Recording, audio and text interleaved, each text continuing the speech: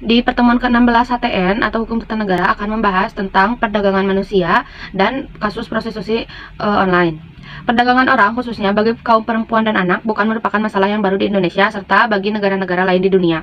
Telah banyak yang mengawali sejarah lahirnya konvensi-konvensi sebagai upaya dari berbagai negara untuk menghilangkan penghapusan perdagangan orang dan penyelundupan manusia, terutama perempuan dan anak secara lintas batas negara untuk tujuan prostitusi.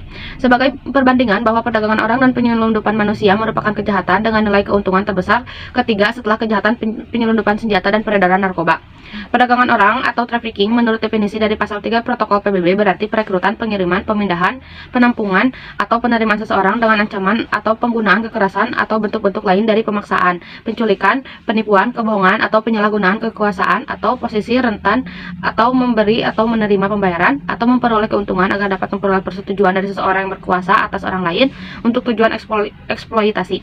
Eksploitasi termasuk paling tidak eksploitasi untuk melacurkan orang lain atau bentuk-bentuk lain dari eksploitasi seksual, kerja atau pelayanan paksa, perbudakan atau praktek-praktek serupa perbudakan, penghambaan atau pengambilan organ tubuh. Penyelundupan manusia memiliki unsur yang hampir sama dengan perdagangan orang, yaitu ada unsur proses, cara, dan tujuan. Unsur proses adalah aktivitas pemindahan seseorang, sama seperti dalam perdagangan orang. Unsur cara adalah tidak ada unsur penyelubungan sesuatu persetujuan kehendak pribadi maupun dengan penggunaan kekerasan. Umumnya calon migran mencari dan memulai kontak dengan penyelundupan sendiri dengan menyadari tujuannya, yaitu untuk melintasi batas suatu negara secara ilegal. Sedangkan unsur tujuan yaitu selalu ada nilai mendapatkan keuntungan berupa finansial dan pelaksanaannya untuk tujuan melintasi perbatasan negara yang dilakukan secara ilegal.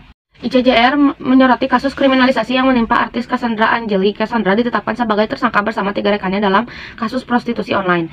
Peneliti ICJR menerangkan bahwa perbuatan Cassandra tidak tergolong tindakan kriminal. Menurutnya, memberikan jasa seks antar orang tidak diatur sebagai perbuatan pidana yang dikriminalisasi, sehingga pemberian jasa seks secara konsensual antar pihak yang memberi dan menerima dalam bentuk offline ataupun online tidak ada jerat pidana yang dapat diperlakukan. Genoveva menilai Cassandra Angeli juga tidak bisa dijerat menggunakan pasal 27 ayat 1 Undang-Undang ITE tentang transmisi, distribusi, dan membuat dapat diakses konten elektronik yang memuat pelanggaran kesusilaan. Sekalipun pasal 27 ayat 1 UU ITE itu memang bermasalah, namun penerapannya harus merujuk pada batasan pelanggaran kesusilaan yang dapat dijerat pidana.